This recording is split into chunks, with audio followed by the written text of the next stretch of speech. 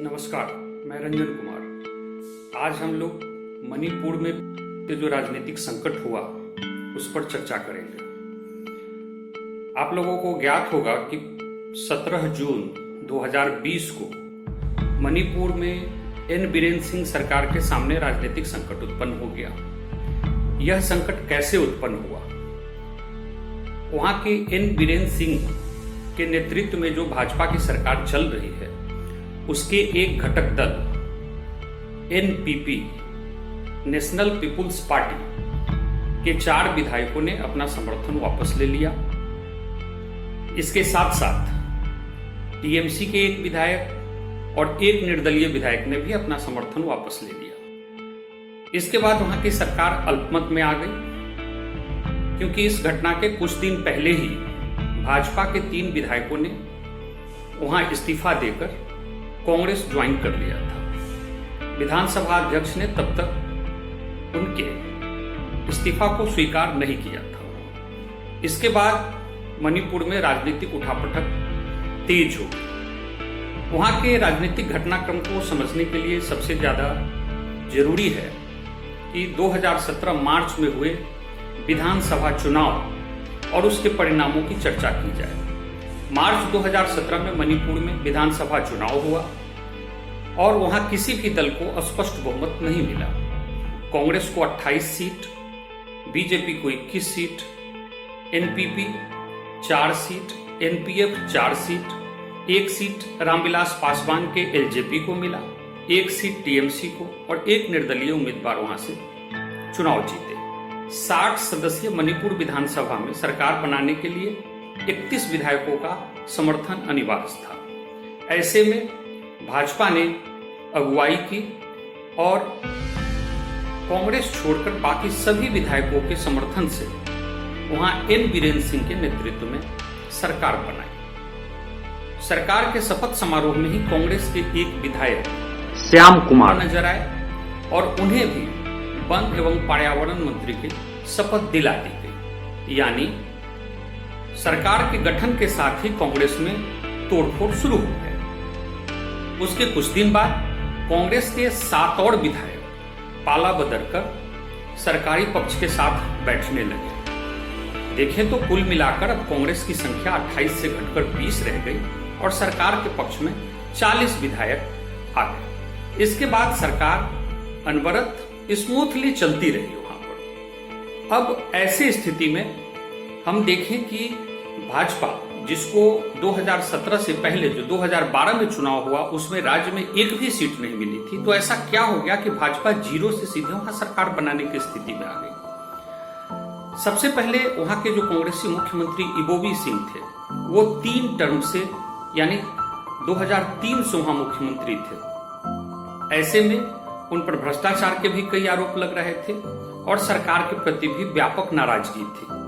दूसरा, केंद्र में भाजपा की सरकार बन चुकी थी और नॉर्थ ईस्ट के राज्य को हम देखते हैं कि केंद्र में जिसकी सरकार होती है उसके साथ उनको जाने की प्रवृत्ति होती है। इसका मुख्य कारण यह है कि इन राज्यों में आर्थिक संसाधन के कई स्रोत जो हैं वो नहीं है, इसलिए वे अपने आर्थिक गतिविधियों के लिए केंद्र पर आश्रित होते हैं। ऐसे में केंद्र में जिनकी सरकार होती है उनके तरफ उनका झुकाव होता है। फिर हम देखते हैं कि अन्य राज्यों की तरह चुनाव से पहले कांग्रेस में बड़े पैमाने पर दल बदल हुआ और इसके कई नेता बीजेपी ज्वाइन कर लिया। और एक और प्रमुख कारण हम देखते हैं कि जब केंद्र में भाजपा की सरकार आई और असम में जब इसकी सरकार बनी, तो नॉर्थ ईस्ट के राज्यों पर ध्यान देने के लिए वहां के क्षेत्रीय दलों के साथ इसने एक अलायंस किया नेडा नाम से, नॉर्थ ईस्ट डेमोक्रेटिक अलायंस, और कांग्रेस से ही एक और गए हुए नेता हेमंत बिस्व शर्मा को इसका संयोजक बनाया गया। इस तरह से हम देखते हैं कि 2017 के चुनाव के बाद भाजपा की वहां सरकार बनी और वो अनवरत चलती रही। ताजा घटनाक्रम अभी 17 जून 2020 को शुरू हुआ। यह स्थिति क्यों उत्पन्न हुई? हमने जिक्र किया कि श्याम कुमार, जो कांग्रेस के एक विधायक थे, उनको मंत्री बनाया गया। उसके विरोध में कांग्रेस ने उनको अयोग्य करने के लिए विधानसभा अध्यक्ष खेमचंद सिंह के यहां अपील किया। उन्होंने इसकी कोई सुनवाई नहीं की, टालते गए। फिर कांग्रेस ने कोर्ट का सहारा लिया और मार्च 2020 में सुप्रीम कोर्ट ने श्याम कुमार को सस्पेंड कर दिया और उन्हें विधानसभा में भाग लेने से रोक लगा दी। तत्पश्चात वहां की विधानसभा ने उन्हें अयोग्य घोषित कर दिया। अब आया 7 अन्य विधायकों का मामला जो श्याम कुमार के बाद बीजेपी में चले गए थे। उनके विरुद्ध भी विधानसभा अध्यक्ष के यहां मामला पेंडिंग था। वहां कुछ होता न देख कांग्रेस ने हाईकोर्ट का सहारा लिया और हाईकोर्ट ने सुप्रीम कोर्ट के श्याम कुमार वाले मामले में दिए गए निर्णय के आधार पर ही इन 7 विधायकों के भी विधानसभा में भाग लेने पर रोक लगा दी। यहीं से समस्या की शुरुआत हुई। विधानसभा अध्यक्ष ने 22 जून का दिन तय किया था इन विधायकों की सुनवाई के लिए, क्योंकि हाई कोर्ट ने अंतिम फैसला इन विधायकों के मामले में अंतिम फैसला लेने का अधिकार विधानसभा अध्यक्ष को ही दिया था। इस बीच में 17 जून को एनपीपी ने समर्थन वापस लिया, टीएमसी ने समर्थन वापस लिया और एक निर्दलीय विधायक ने भी समर्थन वापस ले लिया और भाजपा के 3 विधायकों ने विधानसभा की सदस्यता त्याग दी और कांग्रेस में ज्वाइन कर लिया। अब वहां की वीरेंद्र सिंह सरकार अल्पमत में आ गई थी, जो एक समय में उसे 40 विधायकों का समर्थन हासिल था, वह घटकर अब भाजपा के 18, एनपीएफ के 4 और एक विधायक रामविलास पासवान के लोक जनशक्ति पार्टी के, कुल मिलाकर भाजपा को 23 विधायकों का समर्थन था। ऐसे में कांग्रेस ने जल्दीबाजी करते हुए बिना समय गंवाए 18 जून को दिल्ली से अपने पर्यवेक्षक अजय माकन को और नॉर्थ ईस्ट के राज्यों के प्रभारी गौरव गोगोई को रवाना किया इम्फाल के लिए। लेकिन अभी कोविड के समय में उनको वहां पहुंचते ही एक होटल में क्वारंटाइन कर दिया गया।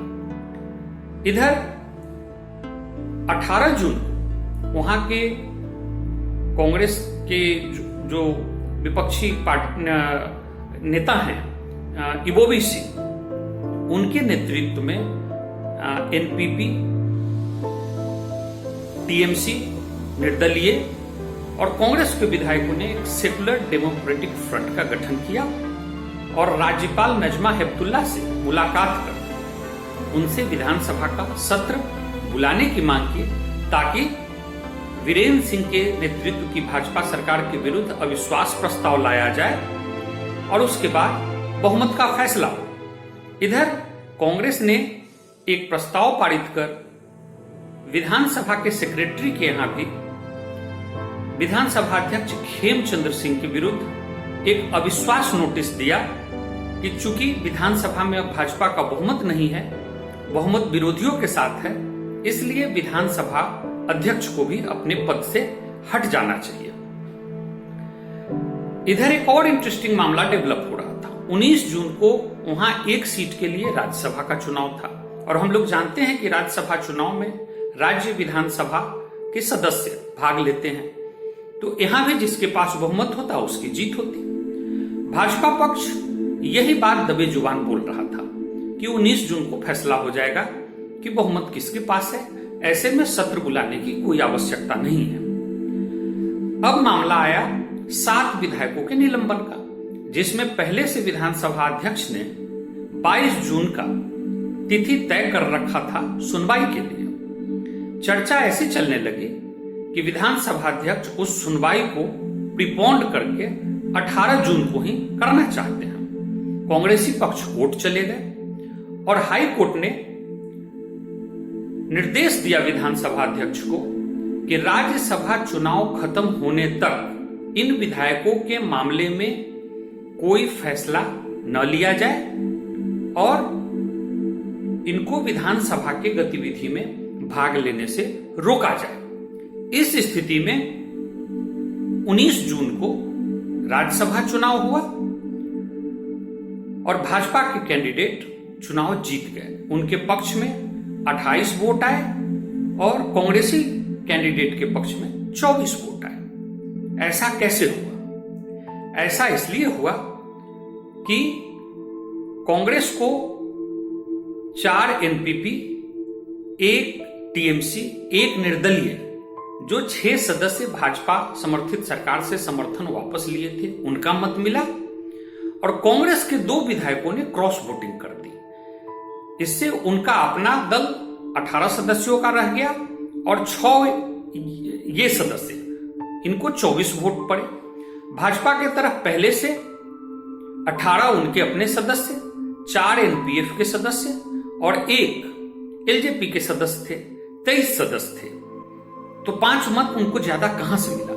2 मत कांग्रेस से क्रॉस वोटिंग कराया, 25 हुए और 3 मत के लिए विधानसभा अध्यक्ष ने जिन 7 कांग्रेसी सदस्यों के अयोग्यता की सुनवाई चल रही थी, उसमें से फैसला दिया कि जो 3 सदस्य भाजपा के कैंडिडेट को वोट देने के लिए तैयार हुए, उनकी सदस्यता उन्होंने बहाल रखी, बाकी 4 को उन्होंने विधानसभा की सदस्यता से अयोग्य घोषित कर दिया। इस स्थिति में वो राज्यसभा चुनाव जीत गए।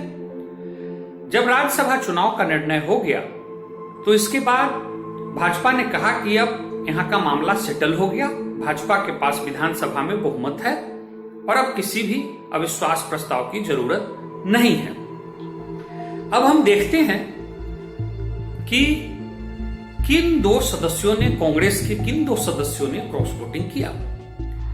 मणिपुर के ताजा राजनीतिक संकट को समझने के लिए हमें वहां के 4 किरदार को समझना होगा। ये सारा संकट राज्य के 4 किरदार और बाहर के 1 किरदार, 5 लोगों का, उन्हीं लोगों के चलते निपटा, उन्हीं से शुरू हुआ। सबसे पहले इसके पहले किरदार हैं एन बीरेन सिंह, जो वहां के वर्तमान मुख्यमंत्री हैं। दूसरे इबोबी सिंह, जो वहां के इससे पहले के 3 टर्म के मुख्यमंत्री हैं। उसके बाद वाई जयकुमार, जो एनपीपी ने अपना समर्थन वापस लिया, उसके विधायक दल के नेता थे और वीरेंद्र सिंह सरकार में वे उप मुख्यमंत्री थे। और चौथे हैं राजकुमार इमो सिंह। अब हम चर्चा करते हैं।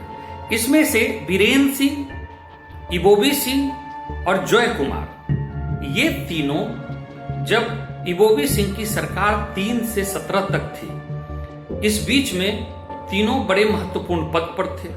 एन बीरेन सिंह भी पहले कांग्रेसी थे और इबोबी सिंह सरकार में महत्वपूर्ण मंत्रालय उनके पास थे। और वाई जयकुमार, जिन्होंने समर्थन वापस लिया, जो अभी उप मुख्यमंत्री थे, वे उस समय में डीजीपी थे मणिपुर के। मतलब मणिपुर के 3 सबसे महत्वपूर्ण पदों पर पिछले 15 वर्ष से यही लोग थे। उस समय में भी वीरेंद्र सिंह और जय कुमार में कभी बनती नहीं थी। 2015 में जय कुमार ने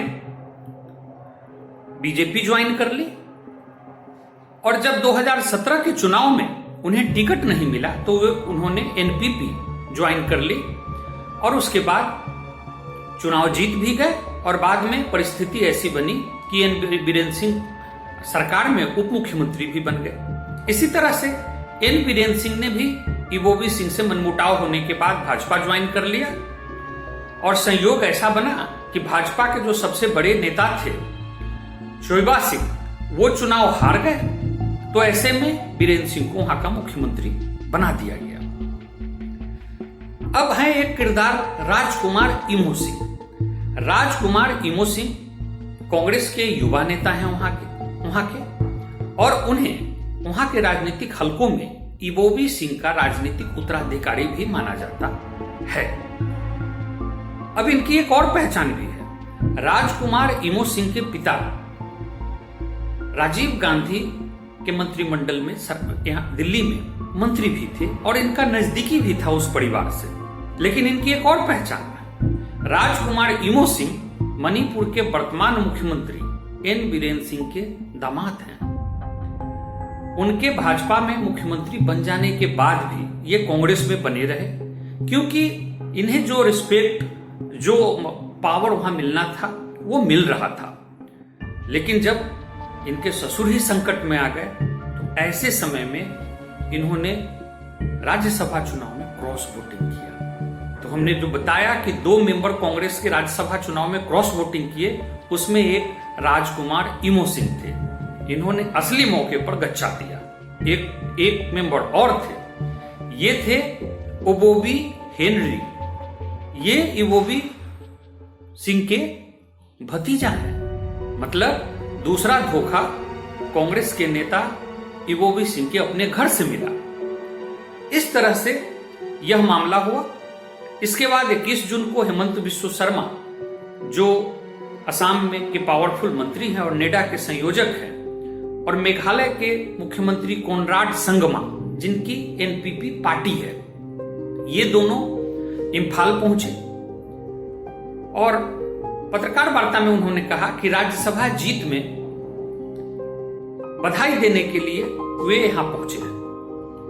लेकिन मामला एनपीपी के सदस्यों को फिर वापस लाने का था। और हम जानते हैं कि कई छोटी पार्टियां, जो एक राज्य की पार्टी होती हैं, लेकिन कई छोटे छोटे राज्य में स्थानीय नेताओं के बल पर अपने पार्टी का तो विस्तार करते हैं, लेकिन उन पर उनका ग्रीप रहता नहीं है। यह हम देख रहे हैं कि कैसे रामविलास पासवान की पार्टी मणिपुर में जीत जाती है। बसपा में भी हम देखते हैं कि अक्सर उनके राजस्थान, मध्य प्रदेश, महाराष्ट्र के एमएलए पाला बदल कर लेते हैं। वे मायावती के कंट्रोल में नहीं रहते हैं। तो ऐसा सब जगह होता है। और इसी तरीके से मेघालय के मुख्यमंत्री संगमा की पार्टी है एनपीपी, और नॉर्थ ईस्ट के कई राज्यों में उसके कई मेंबर हैं। और आपको ताजुब होगा कि इसी आधार पर एनपीपी को राष्ट्रीय दल का भी दर्जा प्राप्त हो गया है। स्वाभाविक है कि वहां के जो भूतपूर्व मुख्यमंत्री थे वाई जयकुमार, वे संगमा के कंट्रोल में नहीं थे। उनका बीरेन सिंह से अपने डीजीपी कार्यकाल से ही टकराव था, और वह टकराव इस साल के शुरू में और बढ़ गया जब उनसे जितनी भी मंत्रालय उनके पास थी वो सब वापस ले लिया गया, और ऐसा मार्च से ही होना शुरू हो गया। ऐसे में 24 जून को हेमंत बिस्व शर्मा और कोनराड संगमा पुनः इम्फाल पहुंचे, और वहां से विक्षुब्ध एनपीपी के नेताओं को लेकर वो दिल्ली आ गए। दिल्ली आकर उनकी मुलाकात भाजपा के वरिष्ठ नेताओं से हुई। वहां पर डील फाइनल हुआ और संभवतः यह तय हुआ कि एनपीपी के 4 मेंबर को मंत्री बनाया जाएगा। और इस प्रकार से भाजपा ने इस क्राइसिस को सुलझा लिया। अब प्रश्न उठता है कि ऐसा कैसे हुआ। तो इसमें सबसे पहले तो हम देखते हैं कि केंद्र में जिसकी सरकार होती है, नॉर्थ ईस्ट का झुकाव उसके तरफ होता है। दूसरा कि भाजपा, वर्तमान भाजपा जो है वह काफी आक्रामक है। वह एक एक राज्य की सरकार, एक एक राज्यसभा सीट, इसके लिए जी जान से लग जाती है। ऐसे में उसने हर हथकंडा अपनाया। भाजपा ने अपने संसाधन का प्रयोग किया, क्वारंटाइन नीति का प्रयोग किया। हम देख रहे हैं कि कैसे कांग्रेस के नेता जो दिल्ली से और असम से गए, उनको वहां पहुंचते क्वारंटाइन कर दिया गया। इसके अलावा इवोबी सिंह के कार्यकाल में भ्रष्टाचार के जो आरोप लगे थे, उसकी सीबीआई जांच नवंबर से शुरू हुई है। उस मामले में भी पहली बार इवोबी सिंह को सीबीआई ने 23 जून को नोटिस जारी किया कि वो 24 जून को उपस्थित हों अपना पक्ष रखने के लिए। एक तरफ राजनीतिक संकट के समय में भाजपा के हेमंत बिस्व शर्मा अपने प्रयास में लगे हुए हैं, दूसरी तरफ जो कांग्रेस के नेता जो स्थानीय स्तर पर ही इस लड़ाई को लड़ रहे थे, उनको सीबीआई नोटिस दे रही है। और चौथा, हेमंत बिस्व शर्मा का नेतृत्व। हेमंत बिस्व शर्मा ने एक बार पुनः अपनी काबिलियत सिद्ध की। नॉर्थ ईस्ट के कई पार्टियों में उनका संपर्क है, उन्होंने उस संपर्क सूत्र का प्रयोग हुआ। कह सकते हैं कि कुछ अर्थों में वे शरद पवार जैसे हैं, जिनके आदमी सभी पार्टी में हैं और वो संकट के समय में इसका भली भांति प्रयोग करते हैं। इस प्रकार से हम देख रहे हैं कि अब भविष्य में क्या हो सकता है। भविष्य में भाजपा को पुनः बहुमत प्राप्त हो गया है। भाजपा अपने संसाधन, अपने केंद्र की सरकार, हेमंत बिस्व शर्मा, इनका उपयोग करके भविष्य में भी ऐसे संकट से पार तो पा सकती है। लेकिन अब जो इनके दूसरे घटक दल है, नागालैंड पीपुल्स फ्रंट, उसमें असंतोष हो रहा है कि जब 4 सदस्य वाले एनपीपी के चारों सदस्य मंत्री बन सकते हैं तो एनपीएफ के 4 सदस्य में 2 ही मंत्री क्यों बनेंगे। साथ ही भाजपा के अंदर भी असंतोष बढ़ रहा है। ऐसी स्थिति में तनावपूर्ण समय रह सकता है। कांग्रेस को इससे क्या सीखना चाहिए? आपको ज्ञात होगा कि यही हेमंत बिस्व शर्मा है जो असम में तरुण गोगोई के विरुद्ध विद्रोह कर रहे थे। ऐसा विद्रोह इसलिए हो रहा था कि तरुण गोगोई 3 टर्म्स वहां मुख्यमंत्री थे और वे अपने पुत्र गौरव गोगोई को आगे बढ़ा रहे थे। हेमंत बिस्व शर्मा वहां अपना रिस्पेक्ट चाह रहे थे और चाह रहे थे कि भविष्य का चुनाव उनके नेतृत्व में लड़ा जाए। कई बार शिकायत करने का उन्होंने प्रयास किया। राहुल गांधी से उनकी मुलाकात तय हुई और कहते हैं कि राहुल गांधी ने उनकी बात को नजरअंदाज कर किया। कहा तो यह भी जाता है कि जब वे अपनी बात कह रहे थे तो राहुल गांधी अपने डॉग को बिस्किट खिला रहे थे। और ऐसी स्थिति में हेमंत बिस्व शर्मा ने पार्टी छोड़ दी और इसके बाद एक के बाद एक कई मौकों पर कांग्रेस को उन्होंने झटका दिया। असम में चुनाव कांग्रेस हारी, फिर मणिपुर में सबसे बड़ी पार्टी होने के बावजूद उनकी सरकार नहीं बनी, मेघालय में उनकी सरकार नहीं बनी और ताजा अभी हम देख रहे हैं कि हाथ में आई हुई सरकार पुनः कांग्रेस के हाथ से निकल गई। ऐसी स्थिति में कांग्रेस के लिए सबक यह है कि भविष्य में ऐसे जनाधार और ऐसे सामर्थ्यवान नेता का कद्र करे, अन्यथा कई राज्यों में ऐसे समस्या से दो चार होना पड़ सकता है। नमस्कार।